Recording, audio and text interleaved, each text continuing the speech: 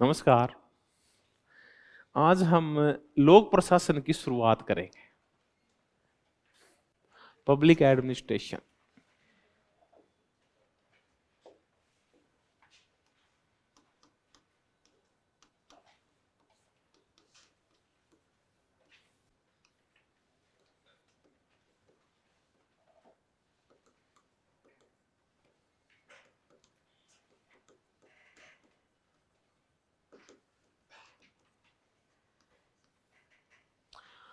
अब ये लोक प्रशासन आपने काम कहाँ आएगा, पहले तो मैं ये बता दूं। नेट जेआरएफ में 10 क्वेश्चन आते हैं, इसमें से एक यूनिट है पूरी, यूनिट नंबर 9। नेट जेआरएफ यहाँ काम आता है। उसके अलावा जब हम सेट का सेम ही सिलेबस है, सेट का भी, तो उसकी 9 नंबर यूनिट, क्यों यही सिलेबस सेट में डाल दिया नेट वाला, तो सेट में भी काम आएगा।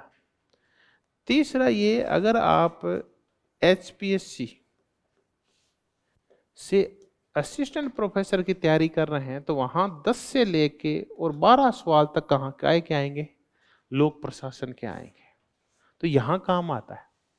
अगर हम राजस्थान RPSC के हम असिस्टेंट प्रोफेसर का सिलेबस देखें, या फिर हम स्कूल लेक्चरर का सिलेबस देखें, RPSC राजस्थान वाला जो है स्कूल लेक्चरर का, तो उसमें पब्लिक एडमिनिस्ट्रेशन नहीं है स्कूल लेक्चर में, लेकिन ये उसमें है असिस्टेंट प्रोफेसर में, कोले लेक्चर में थोड़ी बहुत पब्लिक एडमिनिस्ट्रेशन 4-5 टॉपिक है।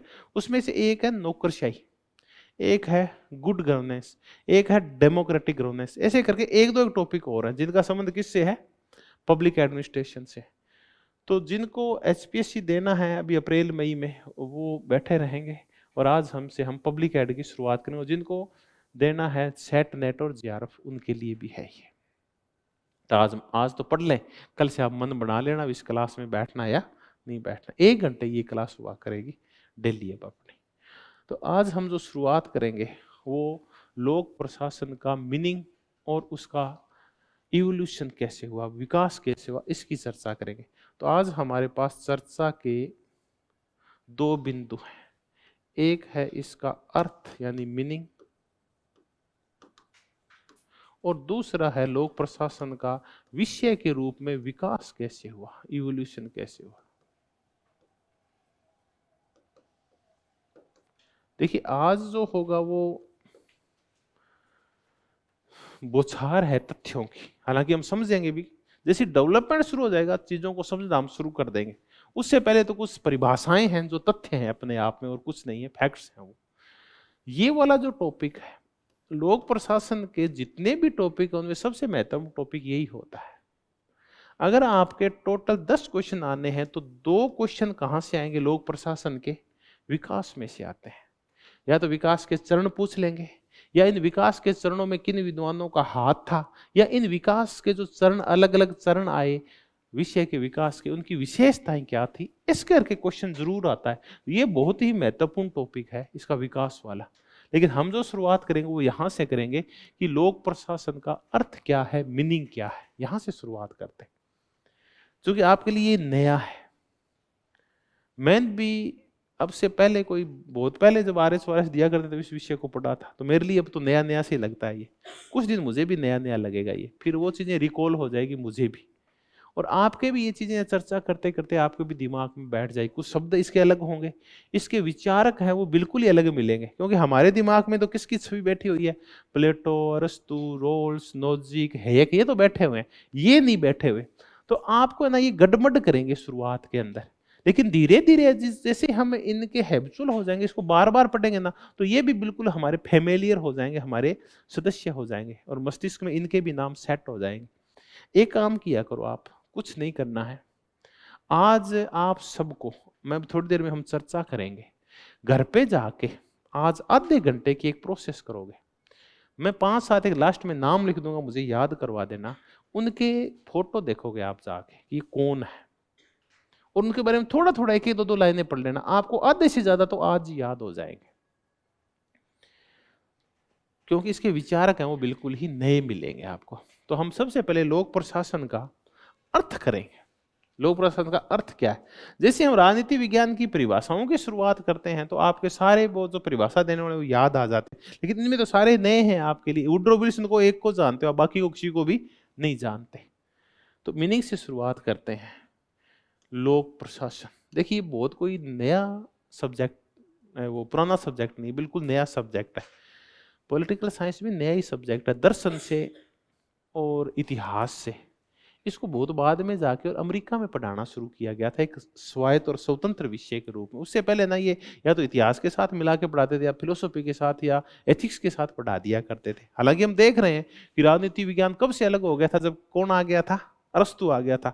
लेकिन एक सब्जेक्ट के रूप में जैसे आज हम पढ़ते हैं ना, ऐसा नहीं पढ़ाया जाता था इसको कभी भी, कि निश्चित हो गया था कि ये राजनीति विज्ञान है, इसमें हम कंपैरेटिव पॉलिटिकल साइंस भी पढ़ेंगे, इसमें संस्थाएं भी पढ़ेंगे, इसमें राज्य, ये सारा पढ़ेगा।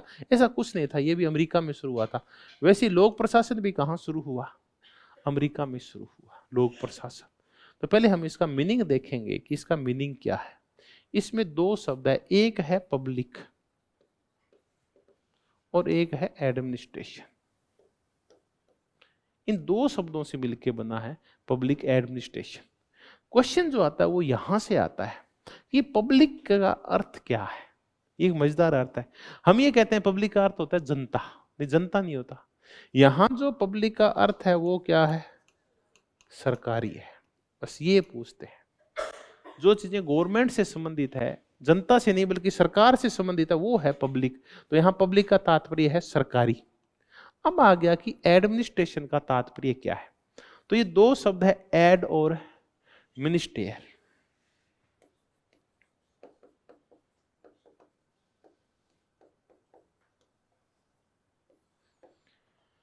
और ये एड और जो मिनिस्टेयर शब्द है ना, ये दो शब्दों से बना है खुद।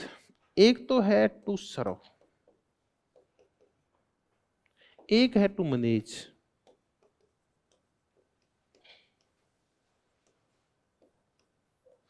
सर्व करना होता है लोगों की क्या करना? सेवा करना।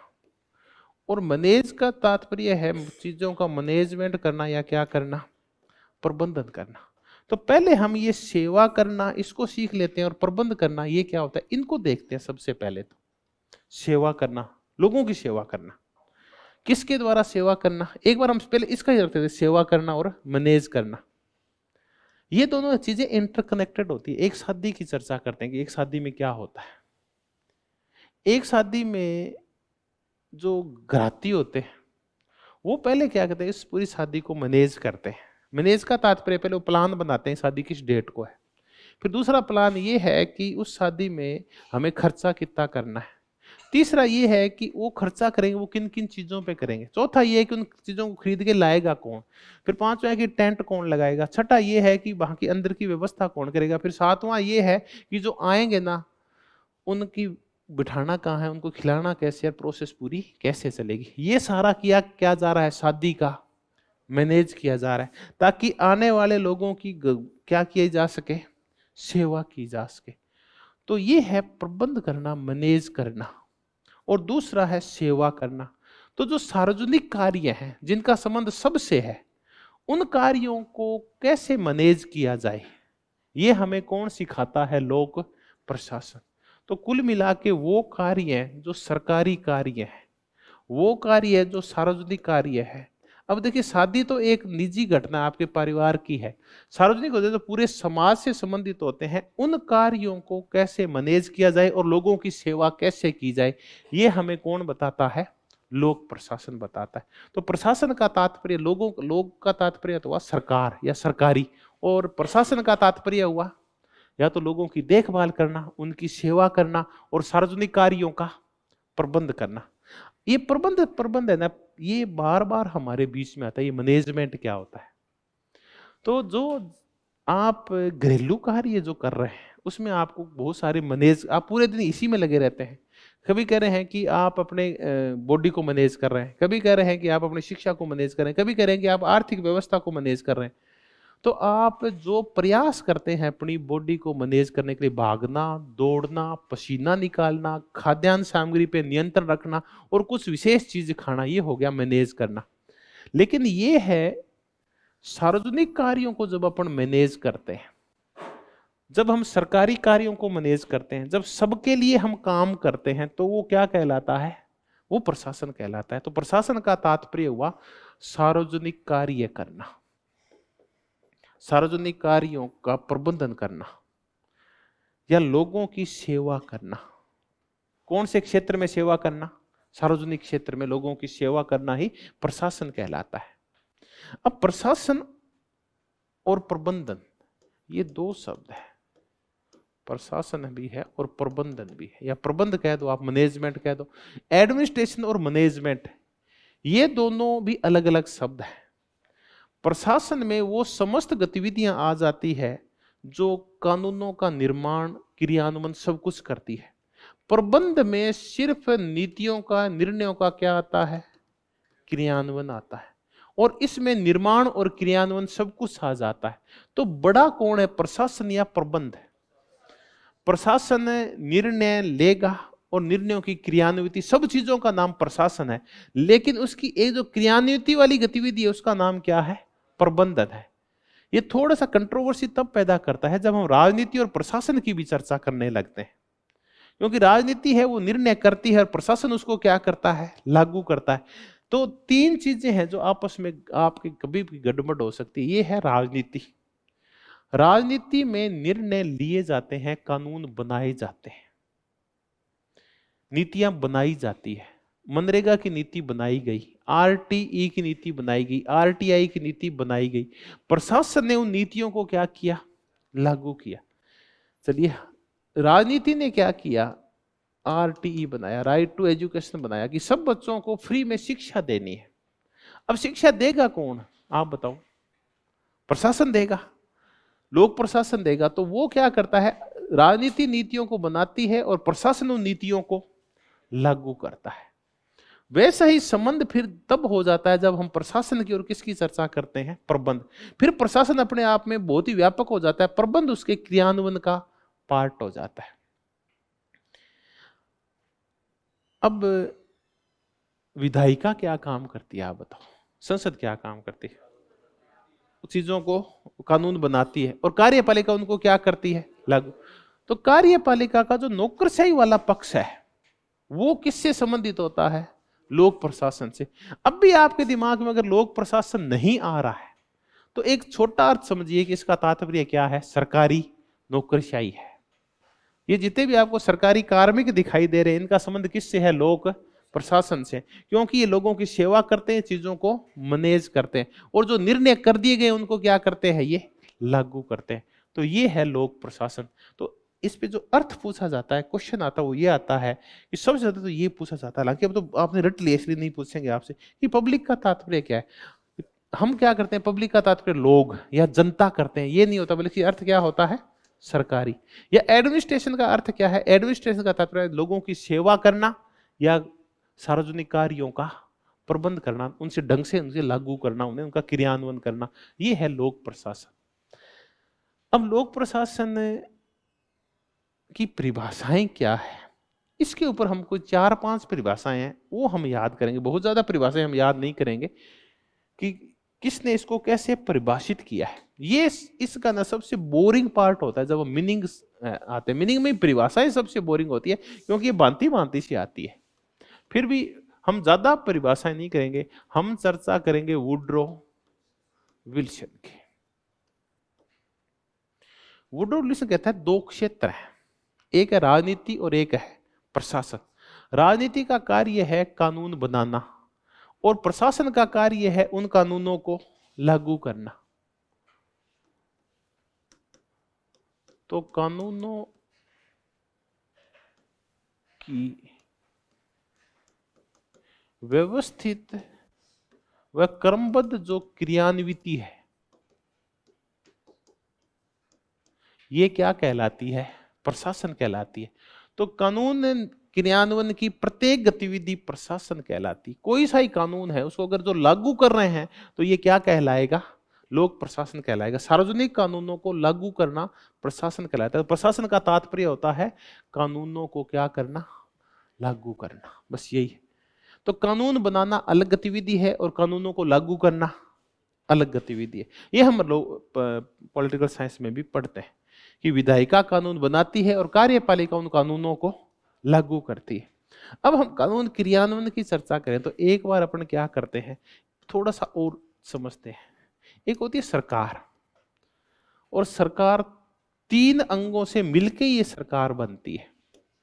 एक अंग है वो है इसका विधायिका, लेजिस्लेचर।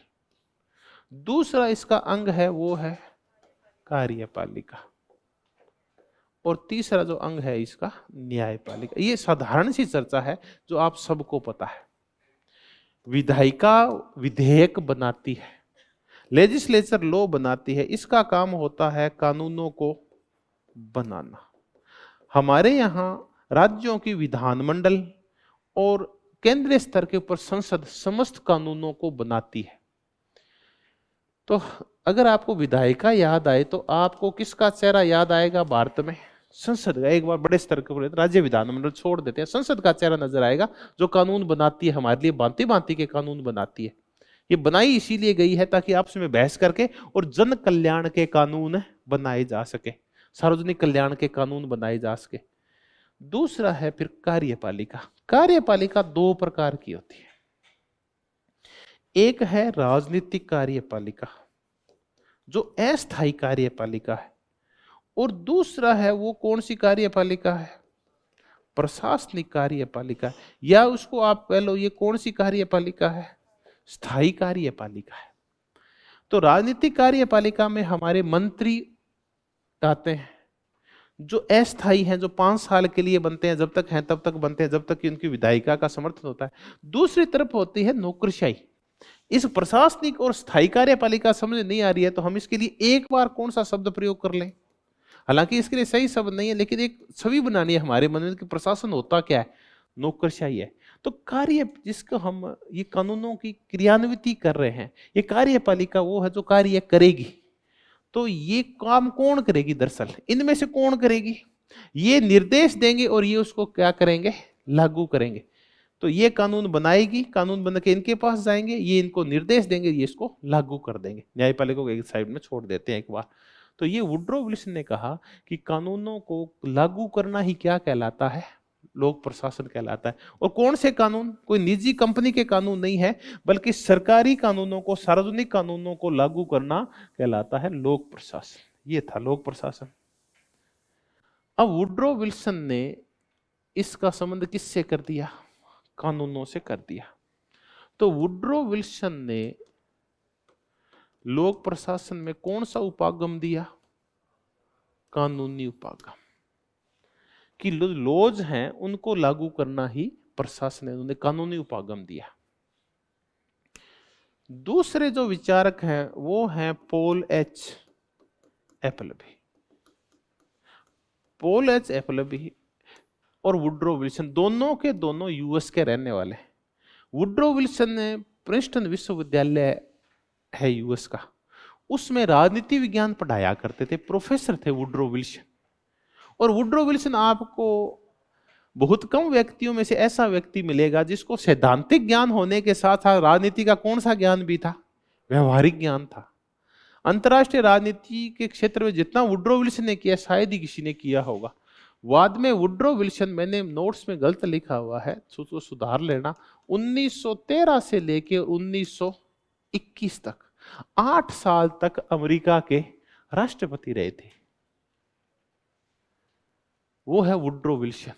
इन्होंने कानूनी उपागम दिया कि कानूनों को क्रियान्वयन करना ही क्या है? लोक प्रशासन है। पॉल एच एपलबी भी प्रशासन के बहुत बड़े विद्वान थे। जब देश आजाद हो गया और अपने यहाँ नौकरशाही का पुनर्गठन किया जा रहा था, नए नए डिपार्टमेंट बनाए जा रहे थे और नए नए मंत्रालय बनाए जा रहे थे, तो हम कौन से मंत्रालय बनाए, कौन से डिपार्टमेंट बनाए, उनका गठन कैसे करें? कृषि मंत्रालय के अंडर में हम भेड़ मंत्रालय को रखें क्या? दुग्ध मंत्रालय को रखें क्या? मत्स्य मंत्रालय को रखें क्या? कृषि के साथ कौन सी चीजें जोड़े? या फिर हम और जो डिपार्टमेंट है, ह्यूमन सोर्स डिपार्टमेंट है, शिक्षा विभाग है, इसमें क्या क्या चीजें जोड़ दें? रेलवे को अलग करें क्या? वित्त में क्या क्या काम करें? तो एक नया ढांचा खड़ा करने के लिए, और जो बन गया ढांचा उसमें सुधार करने के लिए जवाहरलाल नेहरू ने एक व्यक्ति को बुलाया था, वो था पॉल एच एपलबी। ये 2 बार भारत आए थे। तो कई बार हम पढ़ते हैं पॉल एच एपलबी की रिपोर्ट्स पढ़ते हैं, जिन्हें प्रशासन में सुधार के लिए बहुत सारे सुझाव दिए थे कि भारतीय प्रशासन का सुधार कैसे किया जाए। ये है पॉल एच एपलबी। एपलबी ने ये कहा कि जो नीति का क्रियान्वयन है या नीति निर्माण की समस्त जो गतिविधियां हैं वो काय के अंदर आती है, तो इन्होंने काय से संबंधित कर दिया पॉलिसी मेकिंग। अब कई बार नीति समझ में नहीं आती कि नीति क्या है। नीति बहुत सारे निर्णय जब आपस में मिल जाते हैं तो क्या बन जाती है, एक नीति बन जाती है। आरटीआई, आरटीआई क्या है, एक नीति है जिसमें बहुत सारे छोटे छोटे निर्णय हैं जिनकी भूमिका है। एक निर्णय ये है कि आरटीआई लगा कौन सकता है, दूसरा निर्णय ये है कि एक व्यक्ति कितनी आरटीआई लगा सकता है, तीसरा ये है कि एक आरटीआई के लिए पैसे कितने देने होंगे, ये एक निर्णय है। चौथा ये है कि आरटीआई लगाने के बाद कितने दिन में कौन जवाब देगा। पांचवा ये है कि आरटीआई में जो कागजात दिए जाएंगे वो कौन कौन से क्षेत्रों के हो सकते हैं, वो सैन्य क्षेत्र के नहीं हो सकते। ऐसा करके ऐसे बहुत सारे निर्णय किए गए, तब एक नीति बनी, कौन सी, आरटीआई। तो ये कहते हैं कि जो आरटीआई पूरी बनी और उसको जो लागू किया गया, क्योंकि नीति निर्माण में नीति क्रियान्वयन स्वतः शामिल है, तो ये पॉलिसी मेकिंग का जो काम है ये कौन करता है, लोक प्रशासन। तो लोक प्रशासन मूलतः किससे संबंधित है, पॉलिसी मेकिंग से संबंधित है।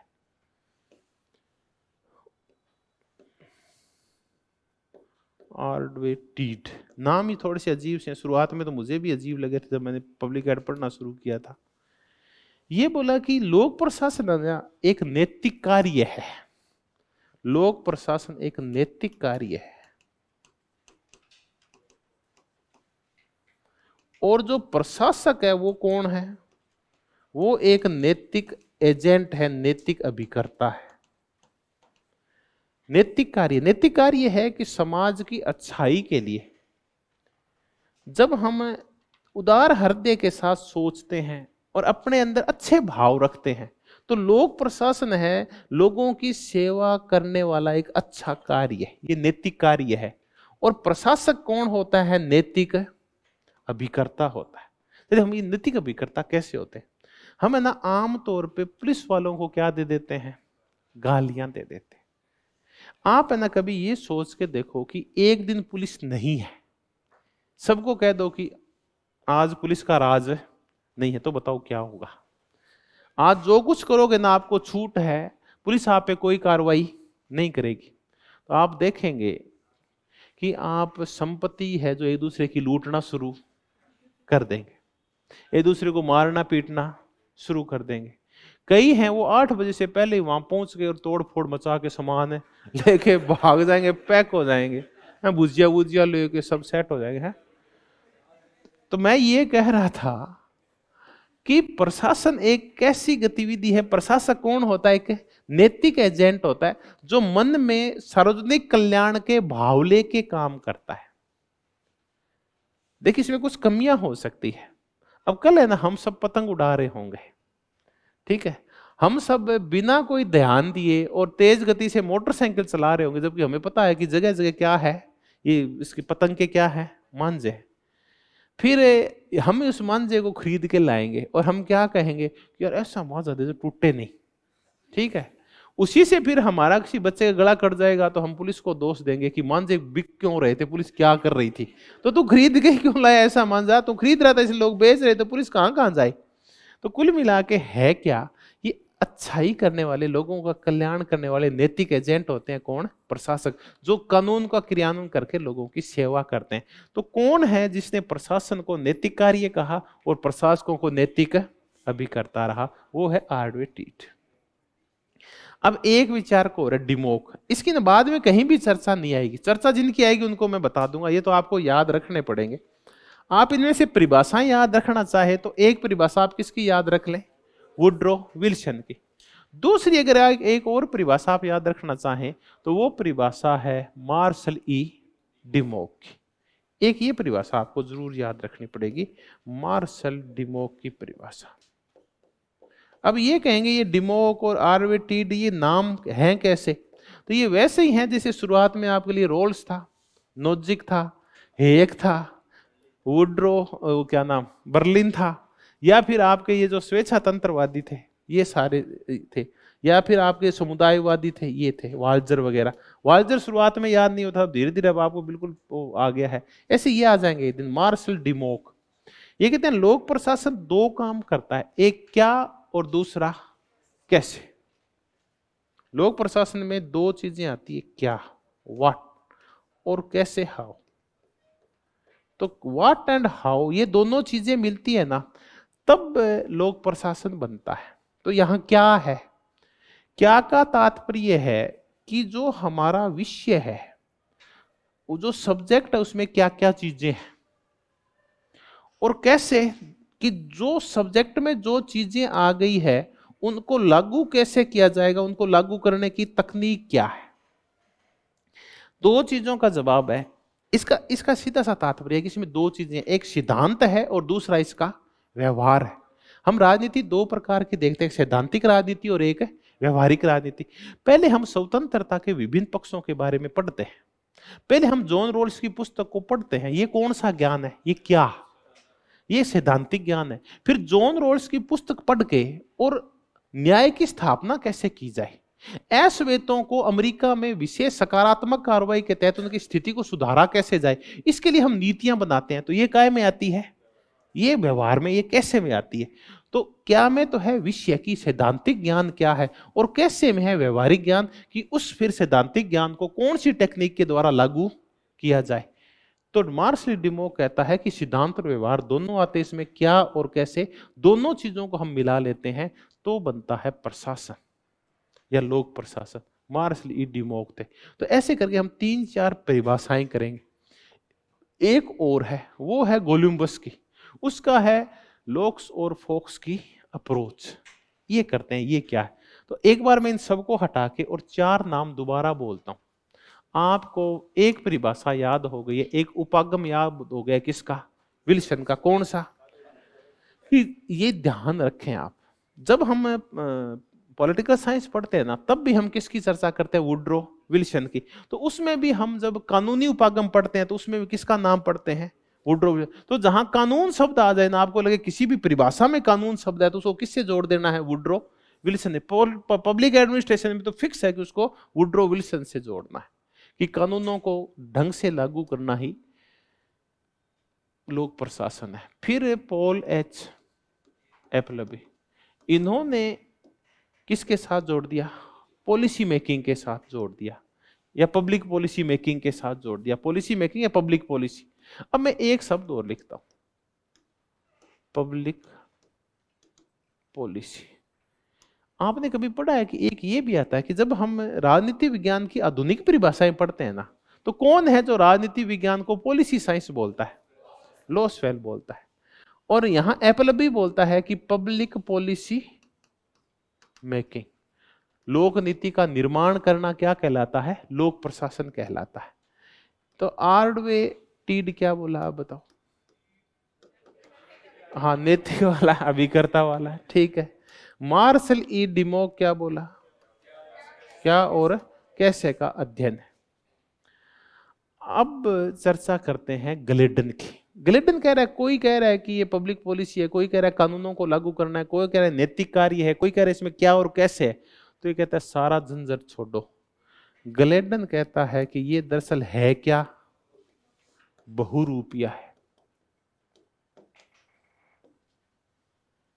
तो कौन है जो लोक प्रशासन का अर्थ बताते हुए इसे बहुरूपिया बता रहा है, और ये कह रहा है कि इसका कोई एक निश्चित अर्थ नहीं है। जैसे जैसे समाज बदल रहा है, जैसे जैसे चीजें बदल रही है, लोक प्रशासन भी उसी हिसाब से बदल रहा है, तो हमें उसी हिसाब से इसको समझना चाहिए। वर्तमान में जो लोक प्रशासन है वो किसके चारों ओर घूम रहा है, तार्किक चयन, रैशनल चॉइस थ्योरी की ओर घूम रहा है। वर्तमान में जो लोक प्रशासन है वो प्रबंधनवाद के ओर घूम रहा है, या लोक प्रबंधन, पब्लिक मैनेजमेंट के यहां घूम रहा है।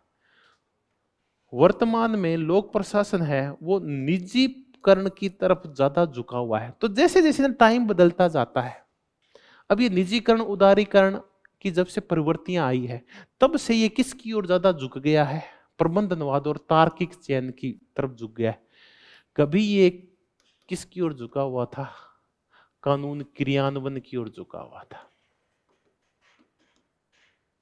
फिर ये झुक गया सिद्धांतों की ओर। भांति भांति के जो सिद्धांत थे कि उत्तरदायित्व क्या होता है, सुपरविजन क्या होता है, नियंत्रण क्या, कंट्रोल करना क्या होता है, कोऑर्डिनेशन क्या होता है, स्पान ऑफ कंट्रोल क्या होता है, इनकी तरफ ये सिद्धांतों की ओर झुका हुआ था। उसके बाद ये प्रबंधन की ओर घुस गया, मैनेजमेंट की ओर घुस गया, और उसके बाद किसकी ओर घुस गया, तार्किक चयन की ओर घुस गया। कभी ये प्रबंधन और तार्किक चयन से पहले किसकी ओर झुका हुआ था, नौकरशाही की ओर झुका हुआ था। तो धीरे धीरे आप समझ जाएंगे कि लोक प्रशासन कैसे बदलता गया, इसके अर्थ कैसे बदलते गए। तो इसका कोई एक रूप नहीं है। कौन कह रहा है, ग्लेडन। जैसे जैसे टाइम बदलता गया, प्रवृत्तियां और प्रकृतियां बदलती गई, वैसे वैसे लोक प्रशासन के अर्थ भी बदलते गए। तो लोक प्रशासन को सही रूप में समझना है तो इसे बदलते हुए अर्थों में समझना होगा। 91 के बाद अलग प्रकार का हो गया और 91 से पहले अलग प्रकार का था। अब देखिए भारत में नौकरशाही ऐसी थी क्या, एक बार जब लोक प्रशासन का अर्थ समझ में नहीं बैठे ना, तो किसको देखा करो, सरकारी कर्मचारियों को। तो मैं आपको एक, आप में से अधिकांश हैं वो मेरे से कोई 1-2 साल बड़े हैं, कोई 1 आधा साल छोटा है, बराबर कैसे हैं, हैं?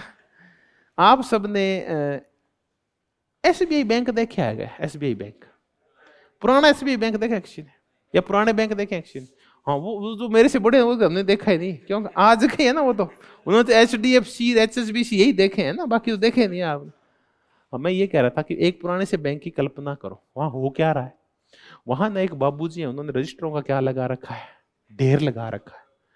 जैसे ही वो आप जाते हैं, वो क्या करता है, ठैस उस पर क्या मारता है हाथ, उसमें से क्या निकलती है, आपके स्वागत के लिए धूल निकलती है, आपकी छींकें शुरू हो जाती है, आंखों में क्या आ जाता है, आंसू।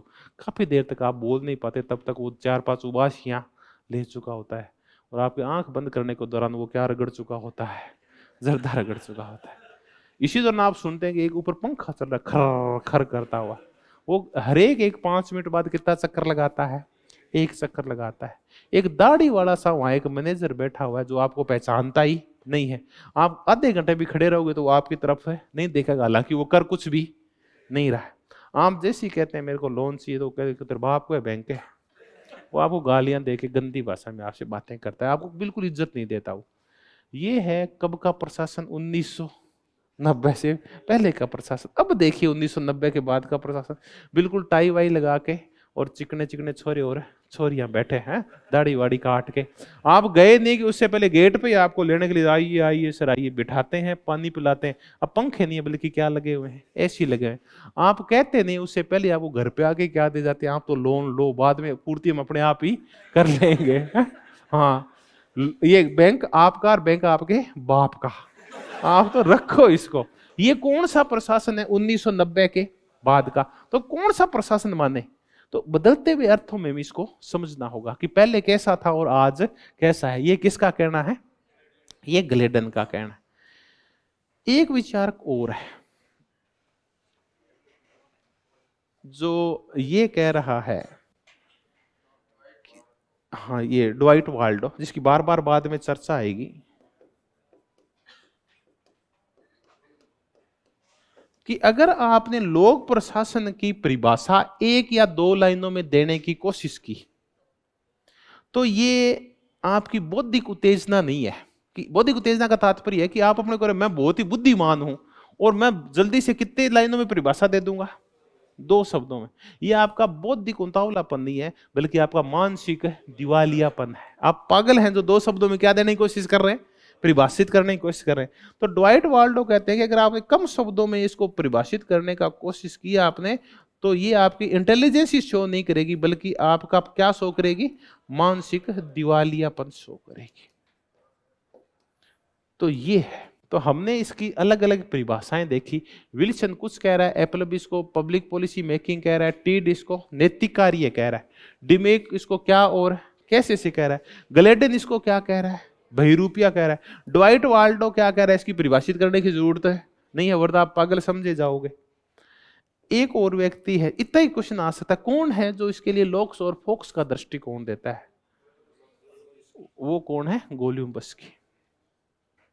अब ये क्या है,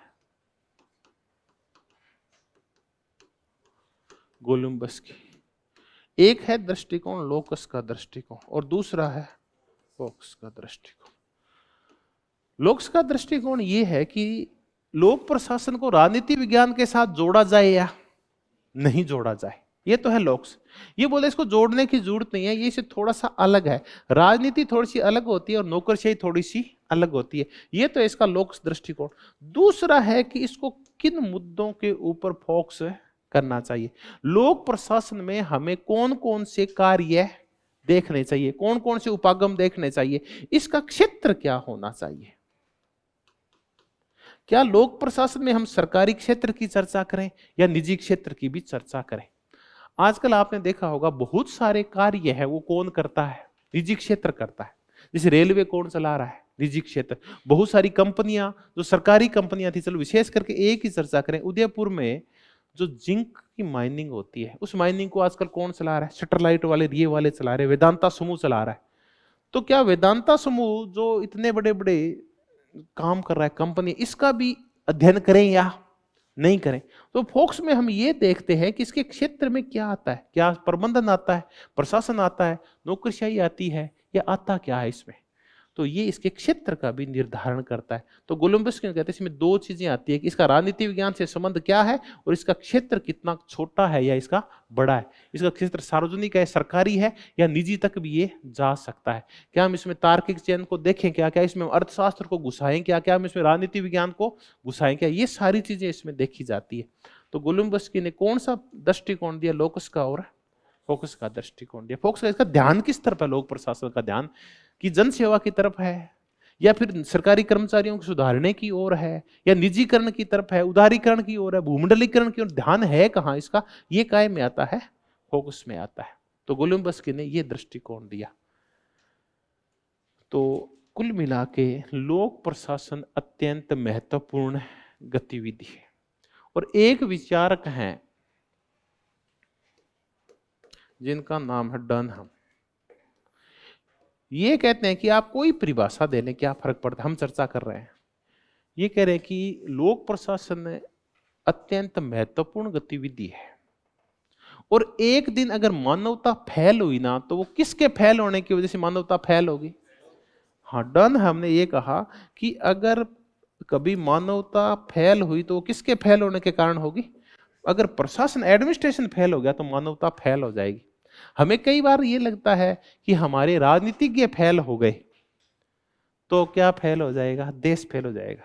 नहीं, हमारे राजनीतिज्ञ बदलते रहे हैं, दक्षिणपंथी धूर्तानाशाह टाइप भी आके देख लिए हैं, लेकिन इस देश को अगर सतत रूप से किसी ने लगातार चलाए रखा है तो वो किसने चलाए रखा है, प्रशासन ने। नेता तो आते रहते हैं और नेता जाते रहते हैं, प्रशासनिक अधिकारी है जो सतत रूप से चीजों को चलाते रहते हैं। तो यही है जो सब चीजों को बचा के रखते हैं, इन्हीं के हिस्से में हम चीजें डाल सकते हैं। तो कितने भी संकट आते हैं, विकास करना हो, कोई भी काम करना हो, छोटी से लेके बड़ी चीज तक, चाहे वो शांति रखनी हो, चाहे किसी का कल्याण करना हो, चाहे वो पर्यावरण का संरक्षण करना हो, वो सारे काम हम किसके हिस्से में डाल देते हैं, प्रशासन के हिस्से में डाल देते हैं। तो डनहम कहता है कि जब तक प्रशासन अच्छा चल रहा है, मानवता अच्छी चल रही है, और अगर एक दिन मानवता फैल हुई तो वो क्यों होगी, क्योंकि क्या फैल हो जाएगा, प्रशासन फैल हो जाएगा। तो ये था इस प्रशासन का महत्व। तो आज हमने जो किया वो 5-6 विचारकों की चर्चा की, डनहम की चर्चा की, जो अत्यंत महत्वपूर्ण गतिविधि मानते हैं प्रशासन को। विल्सन है जिनका कौन सा उपागम है, कानूनी उपागम है, इतना ही याद रखें। कल हम आएंगे तो हम कहां से शुरू करेंगे, डेवलपमेंट से। अब लोक प्रशासन ऐसा हो जाएगा कि अब इसमें रुचि लेना हम शुरू कर देंगे। वो वैसा ही है जैसे जब हम पॉलिटिकल साइंस की चर्चा करते हैं और शुरुआत में उसकी परिभाषाएं करने लगते हैं ना, तो जैसे हम थोड़ा सा बेटर फील नहीं करते, वैसे लोक प्रशासन के साथ है। लोक प्रशासन में आनंद आना तब शुरू होता है जब इसका क्या शुरू होता है, विकास शुरू होता है।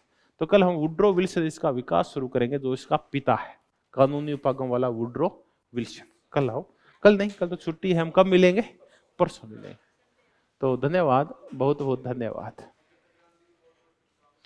अरे सर, ये मार्मिक अपील है क्या कोई? वो भी करेंगे, आज बात हुई है, एक दिन आपको गज्जक खिलाई जाएगी। थैंक यू, आपने याद कराया, खिलाएंगे।